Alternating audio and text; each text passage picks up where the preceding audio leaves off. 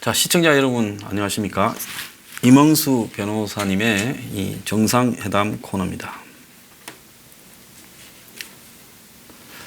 오늘 황교안 대표가 인천의 자유공원에 그 메가드 동상에 가가지고 이 진짜 독재자는 김정은 아닌가?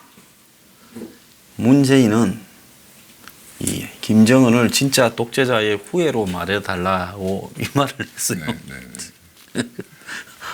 아니, 남북에 독재자가 있다 이래 말을 좀 하지 뭐 김정은이가 독재자고 그거는 김정은이 독재자라는 거는 이 김정은이가 독재자라는 거는 그건 말할 필요가 없는 거잖아요. 그렇습니다. 그거는 이 세상에 뭐 반은 남자고 반은 여자다 이런 것만큼 할 필요가 없는 말인데 그걸 또 뭔 독재자로 후예라고. 자, 이 녹화하는 날은 지금 화요일입니다. 예. 그래서 좀 웃기지 않습니까? 네, 좀. 예. 그래서 좀 말을 했으면 좀 제대로 해버렸으면 좋겠습니다. 자, 그리고 지금 오늘 그 얼마 전에 5.16 혁명 61년에 있었죠. 그렇습니다. 61년에 있었으니까 지금 몇 년 지났나요? 58년. 아, 벌써 58년입니까? 그렇습니다. 58년이 지났습니다. 그죠? 제가 그 64년에 태어났으니까. 제가 태어나기 3년 전에 있습니다. 예. 자, 그 5.16 이제 혁명에 대해서 좀 이야기를 하겠는데요. 자, 이제 군사 쿠데타다 이렇게 이야기를 하면서 정통성을 결여시키고 있는데 민주주의 발달은 먼저 그 나라의 이 민주주의의 경험, 그렇습니다. 시간, 네. 또 그 나라의 이 부의 발전 이런 것과 맞추어서 나가지 전 세계를 어디를 털어봐도 민주주의를 한 번도 경험해보지 못한 국가가 45년에 해방되고 48년에 국가가 만들어졌는데 그로부터 몇 년 뒤입니까? 13년 뒤네요, 불과. 그 중간에 전쟁도 3년 겪었고. 그렇습니다. 그럼 시간 동안에 한 10년 만에 민주주의를 할 수 있겠습니까? 불가능합니다. 자, 그 전에 민주당 정권, 이제 4.19로 60년 4월 19일이죠. 이승만 정권이 무너졌잖아요. 지금 생각하니까 이승만 독재라 하는 거지. 그렇습니다. 그 시기에 2차 대전에서 독립한 신생국가 중에 민주주의를 경험해보지 않은 나라들. 사실은 뭐 동남아시아 나라들도 옛날에 보면 한국보다 더 역사가 그렇습니다. 이렇게 발전됐던 나라들이 많지 않습니까? 한국은 1908년입니까? 왕조가 무너졌고 일제 식민지를 36년 했잖아요. 그렇습니다. 그러면 민주주의를 한 번도 안 해봤잖아요. 그렇습니다. 남북한다. 그리고는 48년에 독립했는데 있습니까 그런 나라가? 저희 그 바로 민주주의를 했던 나라 말씀하시면 예. 없습니다. 없죠. 그러니까 또 서구의 민주주의는 또 어땠냐? 막 무슨 뭐 민주주의가 뭐 몇백 년 했다 이렇게 얘기를 하지만 저희 아니고 영국만 해도 1918년인가 19년에 돼서야 여성한테 투표권을 줍니다. 완전히 넘어간 거는 1930년 가까이 됐어야 돼요. 그렇습니다. 그 다음에 또 그 전에는 그 경제적으로 여유가 없다 보니까 투표권은 있지만 그게 뭐 크게 의미가 없었고 결국은 1950년대 2차 대전이 끝난 후에 경제적으로 정말 대중 어떤 경제가 형성이 되면서 진정으로 이렇게 의사표현이 이제 정책적 의사표현이 정말 민주적으로 된 것이지 그 전에는 사실 엘리트들이 그냥 과두정치처럼 해왔던 거예요. 서구 민주도 그렇죠. 한국이 48년에 보통 평등 직접 비밀 선거를 했다라는 거는 기적 같은 일이에요. 그때 보면 유명한 선진 국가들도 48년에 그런 선거를 안 한 데가 많아요. 그렇습니다. 대표적으로 그러니까 미국 같은 경우도 미국 남부주 같은 데서는 1965년이 돼서야 결국 흑인들이 제대로 민권 운동하면서 민권 운동하면서 이제 제대로 된 투표를 하게 되지 않습니까? 50년에 미국의 남부 몇 개 주는 투표율이 흑인 투표율이 7%밖에 안 됐다고 들었어요. 7%. 그러니까 50년대나 60년대 초반에 61년에 미국의 남부의 흑인들의 상태는 식당, 호텔, 그다음에 무슨 기차, 버스, 이런 화장실, 학교도 흑인 학교, 백인 학교, 흑인 화장실, 백인 화장실 전부 따로 있던 시대 아니었어요? 그런데 무슨 놈의 61년에 그 민주주의가 마치 그 뭐 장면 정부에 4.19 이후에 수립된 정부가 민주주의로 가득 찬 그런 환상 같은 소리를 하고 있어요. 내가 우리 부친한테 들었어요. 우리 부친은 사실 5.16 때문에 피해를 좀 봤어요. 공직에 있다가. 그랬지만은 그때 4.19 이후에 데모로 나를 세웠다고. 그 정부도 데모로 그냥 나를 세웠다. 그리고 무슨 이 매간 매직 다 해먹고 데모로 나를 세우고 그랬다고 이야기가 바다였다고 저한테 이야기를 했습니다.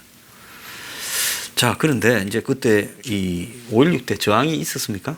그러니까 저항이 전혀 없었습니다. 그러니까 뭐 여러 가지 뭐 이제 미화들을 많이 하세요. 막 국민의 어떤 피로 뭐 건설한 민주당 정권 뭐 이렇게 이제 얘기를 많이 하는데 그러면 실제 5월 16일 새벽에 도대체 그러면 국민의 피로 세워진 그 정권을 담당하는 사람들은 어땠냐? 그 기록을 보면 이제 박종규 이제 나중에 경호실장 했던 그 양반이 주동이 돼서 이제 당시 반도 호텔에서 이제 거주하고 있었던 장면 총리를 체포하러 갔는데 이제 그 한강동에 총소리가 나니까 장면 총리는 바로 차 타고 나와서 처음에 미군 대사관 이제 그 미군 대사 관절을 가서 이제 피해 있으려다가 문이 열리지 않으니까 이제 헤매고 끝에 해화동에 있는 칼멜 수녀원이라는 데 이제 숨었죠. 예, 숨어 들어갑니다. 나중에 한참 지나서야 발견되지 않았습니까? 그 3일까 이제 그래서 이제 아시겠지만 이제 특히 당시 일군 사령관 이할림 중장 같은 분들은 이제 군사 이제 이런 혁명에 반대하고 그래서 하여튼 지시만 내리면 또 게다가 더 중요한 거는 이제 당시 유엔군 사령관인 맥루드 장군 같은 경우도 이제 그분 입장은 이랬던 것 같아요. 내가 그 당시 이제 미군이 이제 전시 평시 지휘권을 다 가지고 있는 상황에서 감히 내 밑에 있는 부하들이 막 병대를 움직여서 하니까 이제 참을 수가 없어서 가지고 막 수사다니면서 이제 뭘 해보려고 했는데 누가 지시만 하면 미군이 그러니까 뭐 장면 총리든 유보는 뭐 대통령이든 그 당신 저기 뭐 동원해서 어떻게 좀 해보시오. 그래갖고 막 찾아다녔는데 아무도 그 얘기를 안 하니까 그래서 장면 총리는 그 칼멜 수녀를 했는데 제가 알기로 한 3일 동안은 두문불출하고 연락이 없다가 결국은 나와서 뭐 사퇴하고 뭐 그 모든 그 권한을 군사혁명 정부에다 주겠다 이렇게 하셨죠. 그러니까 뭐 당시에 이 후진국에 쿠데타 일어나면 뭐 독재자들이나 뭐 지도자들이 총 맞아 죽는 그런 걸 생각했던 것 같아요, 그죠? 뭐 대부분의 뭐 민주당 뭐 당시 그랬고 그 당시에 이제 대통령이었던 윤무선 대통령도 이제 그 박정희 장군하고 이렇게 쭉 청와대로 가서 이제 딱 가니까 첫 마디가 그거가 아니겠습니까? 올 것이 왔구나. 그래서 이제 물론 설에 불과하긴 하지만 심지어 이제 그 어떤 이 군사 혁명을 통해서 이제 자신의 반대파인 장면 정권을 제거하고 이제 자신 혹은 자신의 어떤 정파인 민주당 구파가 어떤 권력을 장악하려는 생각이 있었던 거 아니냐 의심도 사실이 있죠. 예. 그다음에 뭐 장도연 육군 참모총장은 뭐 나중에 자기 회를 걸떠서 뭐 하지만 결론적으로 중간에 있어서 예. 보안내동했고. 그러니까 뭐 이제 그 조갑재 선생이 쓰신 이제 그 내 무덤에 침을 뱉어 이런 책을 보신 분들 잘 아시겠지만 이게 말이 그 비밀 모이지 뭐 알릴 때 다 알려져서 쿠데타 한다고 소문이 다 났어. 그래서 쿠데타에 가담했던 사람들이 혁명에 가담했던 사람들이 당일날 알려져서 잡힐까봐 안 왔어. 그렇습니다. 주도한 사람들도 실패한 줄 알았다는 거예요. 그래서 동원된 사람이 2,000명도 안 된다는. 그러니까 이제 그 뭐 동원하려고 했던 부대들의 그 출동이 다 봉쇄되고 이렇게 되는 가운데 이제 저기 멀리 있던 김포에 있던 해병대에서 김윤근 중장에서 이끄는 해병대가 이제 한강 다리로 오니까 박정희 장군 스스로도 그 부대가 오는 걸 보고 나서야 아 이제 뭐가 되는구나 안심을 하고 이제 지도했다는 그런 일화가 있을 정도로 이게 말이 무슨 뭐 군사혁명이라는 것도 뭐 대부분 그렇긴 하지만 무슨 치밀한 조직이 있었던 게 아니라 그냥 어영부영 하는데 문제는 제가 볼 때 정권을 담당하고 있던 그 집권 세력이 정말 자신이 이 민주혁명에 의해서 집권한 정부고 내가 이거를 목숨을 걸고 지켜야 되겠다는 생각이 1도 없었던 거죠. 네. 국내에 쿠데타군이 와도 그랬는데 만약에 적군이 왔으면 어떻겠냐 생각이 듭니다. 그래서 장준하 선생도 그 처음에는 지지했죠. 예, 처음에 사상계 잡지를 통해서 그러니까 이게 뭐 이거를 뭐 박정희 장군 뭐 박정희나 군인을 지지했다기보다 워낙 당시 민주당 정부가 난맥상을 보이니까 그러니까 최초에는 지지하셨지만 이제 나중에는 독재라고 했죠. 자, 근데 그 당시로 보면 군인들이 최고 엘리트 계층이었어요. 그렇습니다. 그 당시에 엘리트라는 사람들이 한국에는 없었습니다. 그렇습니다. 관료 세력도 제대로 된 게 없었고 뭐 일제 시대 때 관료했던 사람들이 남아서 관료하는 거고. 그렇습니다. 그러니까 그 당시에 보면 이 한국의 이 군 출신들이 그나마 해방 이후에 형성된 이 엘리트 계층이거나 아니면 일본 육사 출신으로 엘리트 계층이거나 이런 유일한 이렇게 엘리트 계층의 집결소였다. 그렇습니다. 그런 부분들을 또 이해는 좀 해야 될 것 같습니다. 그렇습니다. 자, 그래서요. 다른 나라도 이제 이런 그 사례들하고 좀 비교해서 5.16 혁명을 한번 평가를 해봅시다. 예. 그래서 이제 뭐 이게 저는 이제 개인적인 경험이 좀 있는데 이제 저도 이제 뭐 대학을 들어가서 이제 뭐 좌파 쪽의 이제 성향의 책들을 네. 좀 읽으면서 이제 당연히 박정희나 대한민국의 그에 대해서 사실 부정적으로 생각했던 것이 사실입니다. 그러다가 제대를 한 후에 이제 수업을 듣는데 아마 교수님께서 좀 의도가 있었던 것 같아요. 이제 가나에 관한 내용을 이제 리포트 그 논문을 이제 하나 이제 발제를 해라 해서 제가 그때 이제 읽어봐서 알게 되는데 뭐 지금도 가나라는 나라에서 잘 모릅니다. 그러니까 뭐 아시겠지만 뭐 초콜릿 많이 나는 나라 이 정도인데 내용을 참 알고 보니까 나름 그래도 그 아프리카에 있는 가나라는 나라도 나름 정말 참 애를 썼구나. 그래서 1957년에 독립을 했지만 이제 당시 당연히 이제 그 다른 제3세 국가와 마찬가지로 사회주의 경향이 굉장히 강화했고 특히 이제 은크루머라는 사람이 이제 미국과 영국에서 이제 뭐 박사학위도 받고 했던 이제 엘리트였는데 이 사람이 독립운동을 주도한 그런 경험으로 1961년에 초대 공화국 대통령을 취임하게 됩니다. 근데 이제 사회주의 경향도 있고 하다 보니 뭐 수입 대체 전략, 그러니까 외국으로부터 뭐 공산물 품들을 수입한 거를 우리가 자체 생산해서 이제 그 어떤 제국주의 원국에 이제 우리가 의존하지 않는 경제를 하자라고 추진을 했지만 당연히 이제 만신 차이가 나버리고 결국은 이제 극심한 경제난을 해서 정치가 어려워지니까 독재는 이제 오히려 강화되고 이제 그런 상황이 되다가 1960년대 후반 1970년에 들어와서 이제 또 군사 정부가 들어와 가지고 그때서 이제 비로소 이제 수출 주도 경제 성장을 해보자라고 딱 시작을 했는데 소장님도 아신 바와 같이 1972년에 오일 쇼크가 드러나서 서구 사회 자체가 전반적으로 침체 경제에 빠지지 않습니까? 예, 그래서 무역이 줄어들어 버리죠. 예, 그러니까 이제 그 보호 무역 조치가 다 강화되고 그러니까 이제 신생국의 어떤 제품이나 이런 것들이 수출 판로가 막히다 보니 거기서 또 한번 좌절하게 되고 그러다 보니까 1980, 90년대에 계속 정치적으로 이제 혼란을 겪다가 경제적 성장도 제대로 이루지 못하고 그래도 지금은 정치적 성장을 좀 하고 있다 그러는데 뭐 아시는 바와 같이 그렇다고 뭐 가나가 아주 못 사는 나라는 아니지만 그래도 뭐 대한민국에 비교하면 비할 바가 안 되는 나라가 있죠. 61년에 보면 이디오피아가 그렇습니다. 130불로 한국이 98불인가 그래서 네. 아프리카 이디오피아가 한국보다 1인당 GDP가 더 높았다. 뭐 그런 이야기도 있고요. 그래서 그때 보면 필리핀이 아시아에서 일본 다음으로 마르코스 시대 때 2등 가는 그런 이 개발국으로 스페인과 미국을 겪은 식민지를 겪은 그런 경험 또 뭐 당연히 영어를 쓰고 이러니까 초반에는 스페인이 잘 나갔지 않습니까? 그래서 한국의 주요 건축물도 엔지니어링이나 이런 거를 필리핀이 했다. 그렇게 알려져 있었죠. 근데 그 필리핀도 결국 마르코스가 독재로 가면서 긍정적인 요소보다는 부패나 부정적인 요소가 컸잖아요. 그렇습니다. 자, 그런데 이 아시아에 지금 그 뒤에 이제 4마리 용에 한국이 들어갔죠. 그렇습니다. 예, 필리핀이나 이런 나라는 다 쳐져버리고요. 그렇습니다. 태국이나 필리핀 이런 나라가 갔어야 되는데. 그렇습니다. 예. 그러니까 80년대에 아시겠지만 아시아의 4마리의 용 그래서 한국, 대만, 홍콩, 싱가포르를 이제 신흥 이제 경제 이제 그 성장국으로 이제 주목을 받아가지고 이제 그렇게 됐었는데. 근데 사실 생각해 보시면 이제 금방 생각하면 알겠지만 대만, 홍콩, 싱가포르라는 나라는 중국 이제 화교들이 중국 사람들이 주주된 나라고 그다음에 중국 전체로 보면은 이제 발전이 물론 더뎠지만 1930년대만 해도 상하이가 어느 정도 그래도 금융 뭐 지식 기반 뭐 등등에 있어서 꽤 어떤 축적된 노후하고 있었습니다. 그걸 이제 그래서 장개석이 대만으로 도망가면서 그런 엘리트들이 같이 갔고 뭐 홍콩, 싱가포르는 영국 밑에서 또 나름 자본주의나 이런 것들 해봤기 때문에 우리나라하고는 비교가 안 되는 거죠. 30, 40년대에 이 상하이는 외국 조개로 일본 침략하기 전에 있었지만은 그때 시절을 다룬 영화들이 많은데요. 그렇습니다. 세계 초이 번화한 뭐 없는 게 없는 그렇습니다. 미국하고 문화가 거의 일치하는 그렇습니다. 완전히 인터내셔널한 그렇습니다. 그런 도시였어요. 그렇습니다. 예, 그러니까 뭐 상대가 안 되는 거죠. 예, 그건 상대가 안 되는 거죠. 예. 그래서 이 한국, 대만, 홍콩, 싱가포르를 얘기하지만 이 네 나라 중에 그래도 대만, 홍콩, 싱가포르는 지식이나 기술이 기반이 있었던 또 학교 자본이 자본이 세계적인 커넥션이 그렇습니다. 있었죠. 그 아무것도 없는 나라가 대한민국의 유일한 나라입니다.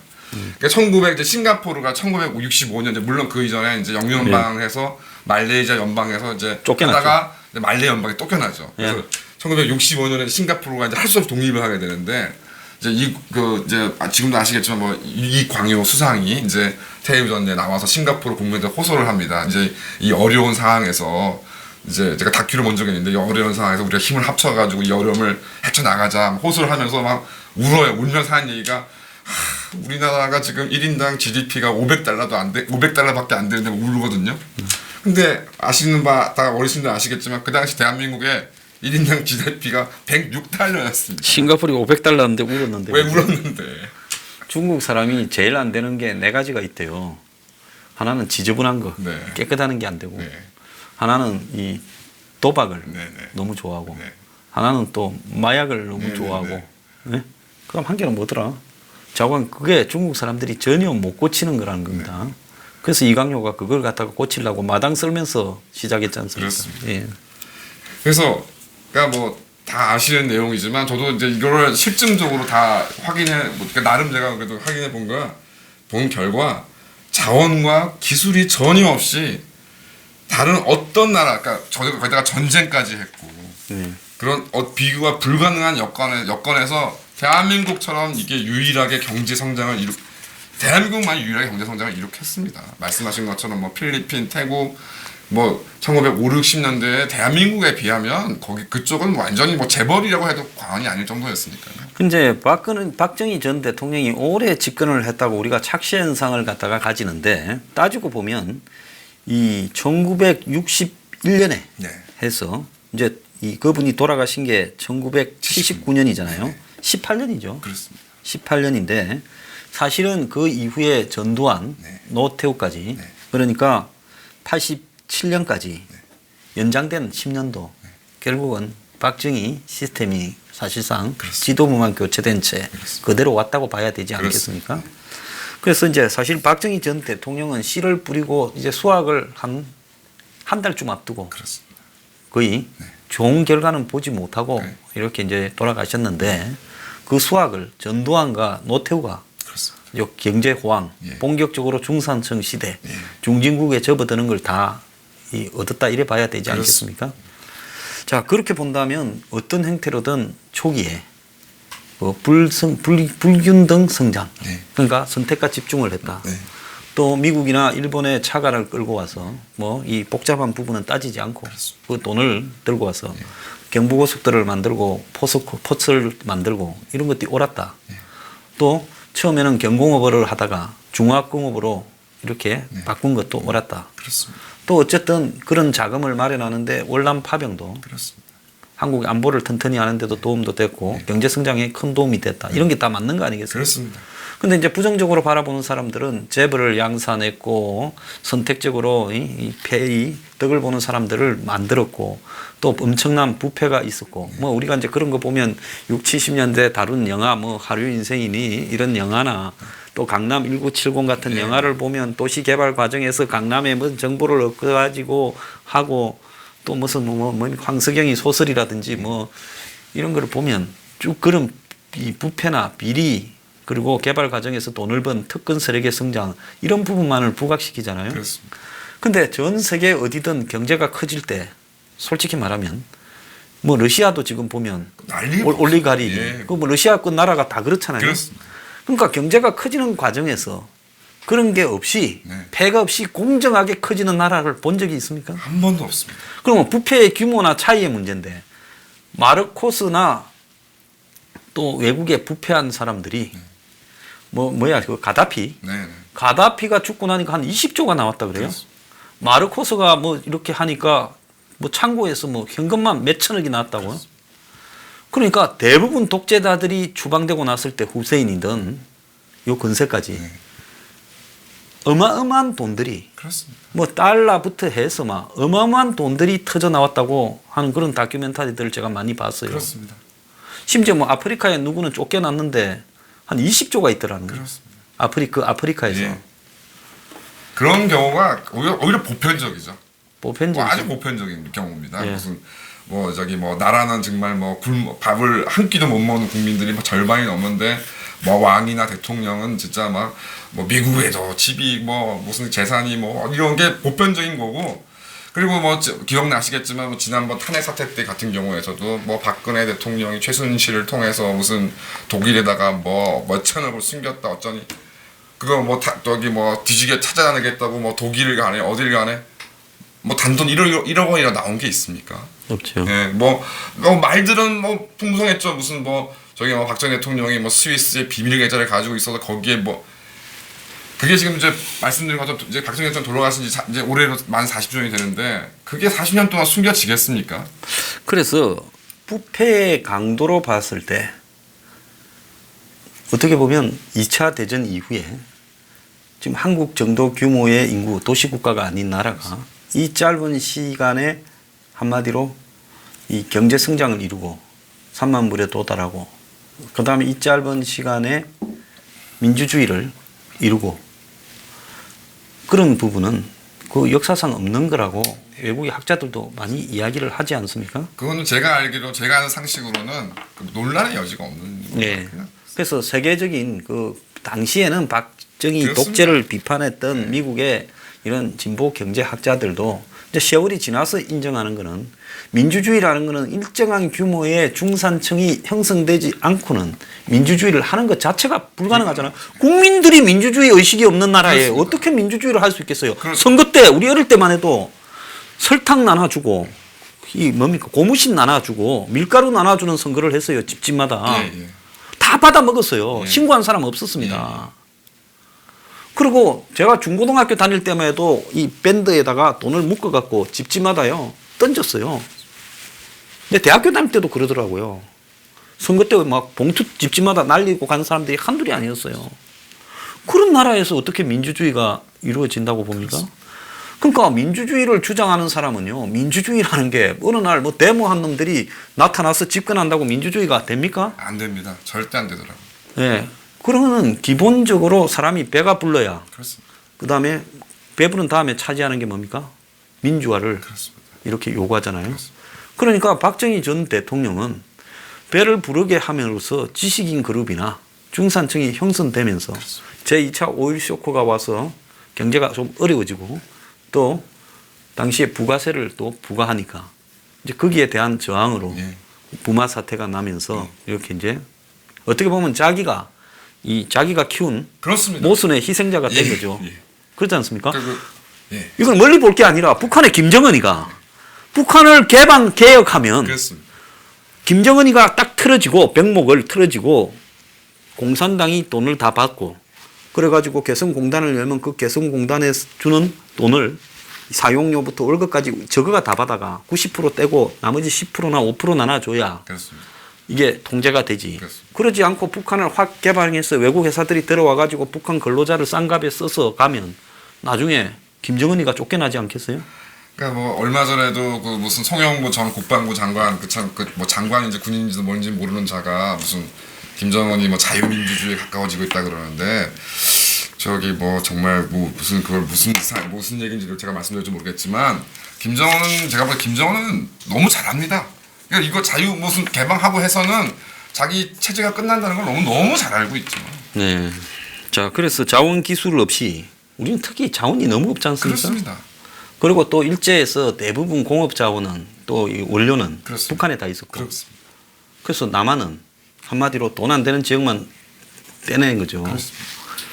그런데 그렇다고 인력이 고급 인력이 있었던 것도 아니고 그렇습니다. 이런 상황에서 유일하게 지금 경제 성장을 한 것은 독재라도 정치적인 독재 맞지요. 네. 독재지만은 그래도 엘리트 독재를 하면서 그 후유증이 적게 하고 또 무슨 새마을 운동이니 지금 와서 비아냥거리지만은 제가 처음에 아버지가 목장한다고 진주로 갔는데요. 전기가 없더라고요. 네. 70년에 71년인가? 와, 충격받았습니다. 좀 있으니까 전기 들어오더라고요. 예. 포장 도로가 없었어요. 그때 내가 어릴 때 진주를 가니까 부산에서 마산까지는 포장 도로인데 마산에서 시외버스가 진주까지 가는 길이 비포장 도로더라고요. 예? 한 3시간 걸리더라고. 마산에서 서너 시간이 걸려 진주까지 비포장 도로로. 생각을 해보세요. 그런 시대였습니다.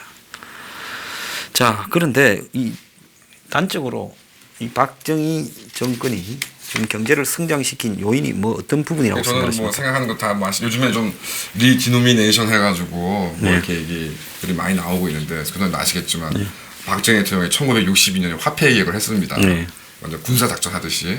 그 이유는 뭐였냐면 이제 화교 자본 등 이제 숨어 있는 지하 경제를 찾겠다고 이제 저 지하 경제를 양성화시켜서 해보겠다고 했는데 성과가 없었죠. 뭐 네. 그게 비밀이 새서 그랬다. 뭐 여러 가지 얘기가 있지만, 그러니까 평가가 되는 지금 와서 평가되는 거는 1962년에 대한민국에 숨겨놓을 돈도 없었던 거죠. 지금 뭐 문정권은 뭐 500조가 숨겨져 있다, 5,000조가 있다, 뭐 환상을 갖는데 네. 그때는 없었죠. 예, 진짜는 없었습니다. 그래서 그거를 이제 깨닫고 다시 뭐 저기 뭐 책을 보면 이제 하면은 박정희 대통령을 포함해서 이제 주위의 군인들도 이제 조금 사회주의적 성장을 좀 생각을 했었는데, 결국 이제 이병철 회장을 이제 만나면서 이제 그 얘기를 듣고 이제 수출조도 당략을 빨리 전환한 게 좀 됐다 그러고, 말씀하신 것처럼 이승만 대통령의 진짜 뭐 그 어려운 여건에 대학을 만들고 인재를 키워냈던 게 바탕이 됐으니까 가능했던 거라 생각합니다. 자, 그 부분에서 이승만 전 대통령이 한국이 아예 건국되면서부터 미국의 시스템을 완전히 도입을 했어요. 그렇습니다. 일본이 저렇게 성장하는 과정에서 메이지 유신하면서 1800년도 이 중후반기에 메이지 유신하면서 영국 시스템을 그대로 일본에 들고 오지 않았습니까? 그렇습니다. 군대부터. 그때 미국이 형편없었고 그렇습니다. 영국이 그때는 선진국 세계 최고의 제국주의 국가니까. 그래서 세계 제일 좋은 시스템을 그대로 들고 와가 일본이 깔았지 않습니까? 그렇습니다. 그러니까 일본 차가 운전석이 한국하고 반대 영국하고 똑같잖아요. 그죠? 그러니까 그때 이승만 전 대통령이 한국의 사법제도, 국가행정 시스템, 선거제도부터 모든 부분들을 미국식 시스템을 가져온 거는 굉장히 잘한 거죠. 그렇습니다. 네. 그래서 이제 뭐 그 미국의 이제 그 시스템을 도입하면서 우리가 미국의 지원을 받았느냐, 뭐 그래서 그 2012년 대선 때로 기억하십니다만 100년 전쟁이라는 좀 이상한 정말 가짜 다큐를 만들어서 거기 이제 그 내용을 보시면 뭐 박정희 대통령이 한 건 없고 미국이 다 했다는 얼토당토하는 그런 그 주장이 있었는데, 뭐 아시는 바와 같이 전혀 사실이 아니고, 물론 미국의 도움이 결정적인 요인도 있긴 하지만 뭐 유명한 에피소드가 있지 않습니까? 그래서 박정희 대통령이 이제 경보 속도를 이제 만들겠다. 그래서 미국 같은 데서 이제 차관을 이제 요청을 했더니 이제 헬기를 타고 지금도 이제 있는 그 경부 국도 그 1번 국도를 이제 쭉 타고 헬기를 타고 이제 미국 사람들 미들 내다 보니까 서울에서 부산까지 가는데 차가 뭐 3대인가 뭐 4대가 있으니까, 아니 이런 나라에서 무슨 고속도로냐 뭐 이렇게 해가지고 해서 뭐 그러니까 그런 부분에 대해서 구체적으로 지원도 안 했고, 또 포철 같은 경우에도 미국에서 무슨 뭐 저기 제대로 된 경공업 제품도 못 만든 나라가 무슨 제철 회사냐, 그걸 다 싸워내면서 박정희 대통령이 진짜 그 성과를 이뤄냈던 건 다 알고 계시는 부분이죠. 그리고 여기에 PL480이라고요. 미국의 공법 480조. 그게 뭔 내용인가 하면 미국의 농산물이 잉여 농산물이 미국이 농업국가니까 그때 60년대 때 생산력이 좋아져가 굉장히 남았죠. 이거를 갖다가 미국하고 동맹인 우호 국가에 그걸 갖다가 미국이 굉장히 많이 제공을 했죠. 그래서 우리가 전부 다 기억나는 거, 제 나이 또래나 그 밑에 옥수수빵. 학교에서 빵을 정기적으로 배급했잖아요. 그거 먹어봤어요? 저는 안 먹어봤습니다. 아, 우리는 그거 이제 내 반장이나 뭐 총무하면 오라고 해가 가면 학교에 급식소가 있습니다. 거기 가면 너네 몇 명이냐 하면 숫자 책이면 거기에 동그라미 쳐가지고 그래가 빵 받아와요. 그다음 빵만 받아오는 게 아니라 그 탈지 우유. 미국의 젖소가 엄청나잖아요. 그러니까 그 우유를 미국이 그냥 기름을 이렇게 빼고 가루로 만들어가. 그걸 또 한국에 엄청나게 줬어요. 그때 한국 애들은 머리에 버점 있고 영양실조에다가 피부병에 이에 뭐 말도 못하지요. 그런데 거기서 PL480으로 들어온 탈지 분유를 또 큰 주전자에 줍니다. 그러면 그걸 닝닝해요. 우유 느끼하고 그걸 들고 와가 우유 한 컵씩 컵을 하나씩 다 들고 와서 학교에서 컵에 따라주고, 그 다음에 옥수수빵 먹고, 심지어 집에 갖다 주라고 여분도 줬어요. 왜? 집에도 굶으니까. 그래서 그때 옥수수빵과 탈지 분유가 한국을 먹여 살렸어요. 근데 우리가 지금 생각하면, 제가 뭐 그렇게 많은 나이도 아닌데 제가 그걸 갖다가 초등학교 때 다 경험을 했거든요. 그렇다면 그런 정도의 상황에서 살았다면, 제가 초등학교 다닐 때 미국이 그런 무상 잉여 농산물을 공유한 부분, 또 미국이 한국에 차관을 굉장히 제공했잖아요. 그렇습니다. 근데 월남전 가지고 지금 뭐 한국이 월남에 가서 학살했니 어쩌니 하는데 얼마나 못 살았으면요. 미군이 다 가버리고 난 72년에요.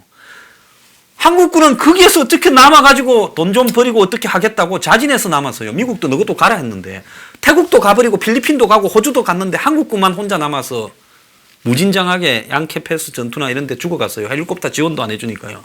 그러니까 세상을 지금 잣대로 바라봐서는 안 된다는 거죠. 그래서 그런 부분이 좀 그렇고 일본도 사실 그때 한국을 많이 지원하지 않았어요. 좋아졌습니다. 예. 한국에 지금 중공업화 되거나 그렇습니다. 또 소재 산업이 오는 부분에서 일본에서 갖고 온 거 아니에요? 그렇습니다. 자, 한국 차. 네. 지금 주요 자동차 회사마다 처음 나왔던 뭐 현대폰이나 또 무슨 심지어 르노 삼성 자동차에서 처음 나왔던 그 뭡니까? SM 예. 뭡니까? 미쓰비시 자동차였나 하여튼 거기서 예. 거기 달던 걸로 알고 있고요. 그래서 모든 한국 자동차가 일본에 있는 자동차의 모델을 갖고 와가 그걸 가지고 오늘날 한국 자동차 산업이 생긴 거죠. 차만 해도 그러니 나머지는 볼 것도 없는 거예요. 자, 대표적인 게 뭐 포스코, 뭐 반도체 예. 다 초기 기술은 일본에서 다 도입을 했던 거죠. 네. 자, 그런데 우리가 이런 이야기는 하면 친일파처럼 생각을 하는 시대에 살고 있습니다. 자, 참 기가 찬 이야기죠. 예. 그래서 이제 좌파 이제 학자들이나 사람들이 이런 얘기들을 많이 합니다. 그럼 박정희 대통령이 이제 뭐 그래도 그분들은 성공을 인정하니까 얘기했죠. 왜 성공했느냐 그랬더니 민주적 정당성이 없어서 그 한계를 극복하기 위해서 경제 발전에 노력했다고 얘기합니다. 제가 딱 그런 것들 들은 얘기 들을 때마다 그럼 제발 좀 대한민국에 민주적 정당성이 없는 지도자가 한 번만 더 나왔으면 좋겠습니다. 킬링 필드로 해가지고 그만합시다. 네.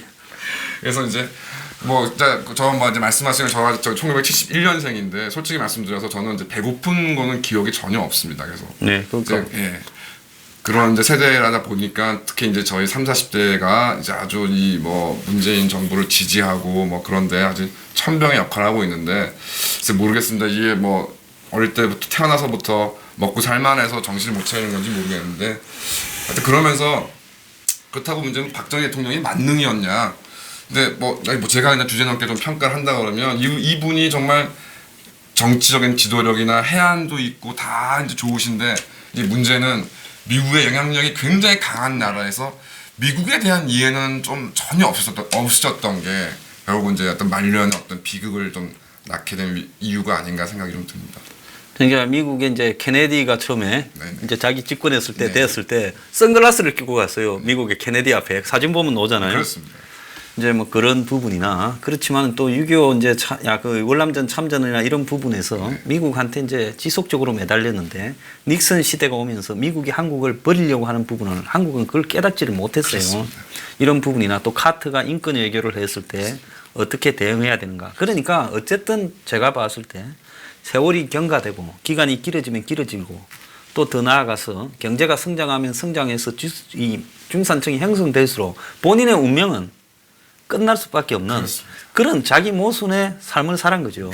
그러니까 정확하게 이제 역사적 법칙에 딱 맞으시는 분이신 것 같아요. 예, 원래 이 개혁을 네. 하는 네. 이 경세가는 네. 나중에 개혁 기간이 길어지면 자기가 개혁의 첫 번째 희생양이 된다. 로베스피에르하고 똑같은 그렇습니다. 소리죠. 그래서 이런 부분에서 이분이 보니까 일제 시대 때는 그때는 뭐 대부분 시골에 살던 똑똑한 사람들은 일제가 지속될 거라 봤지. 그렇습니다. 해방이 될 줄 알았겠습니까? 그렇습니다. 국제 정서를 읽을 능력이 없었죠. 그렇습니다. 그러니까 일본에서 육군 사관학교 갔어요. 그렇습니다.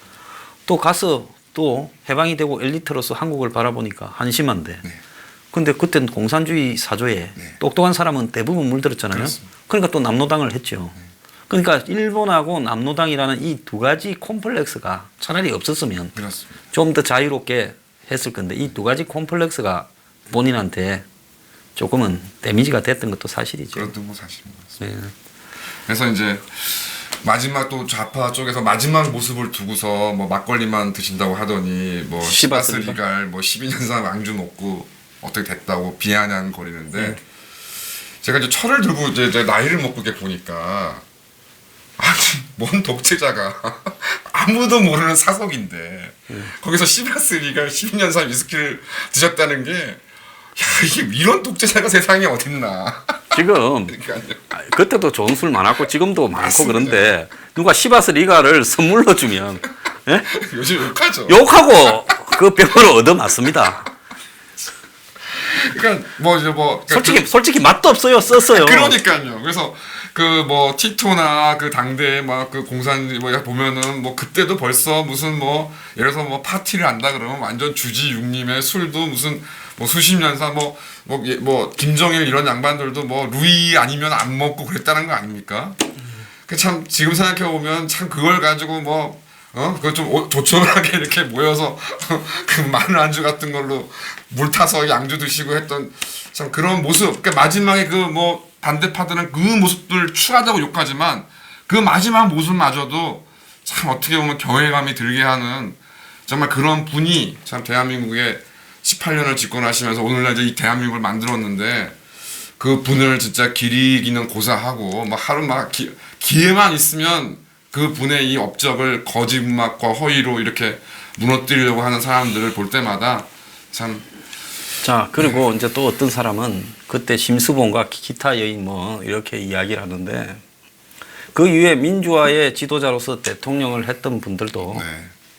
뭐 따지면 50보 네. 100보다 여기까지만 하겠습니다. 명예훼손 시비가 일수 있으니요. 예, 그래서 항상 사람에게는 그 시절에 맞는 기준을 네. 요구해야지 뭐 그렇게 오버해서는 안 된다고 봅니다. 자, 오늘 이 5.16 혁명 이야기를 해 주셔서 감사합니다. 네, 마치겠습니다. 감사합니다. 주말 편히 보내십시오.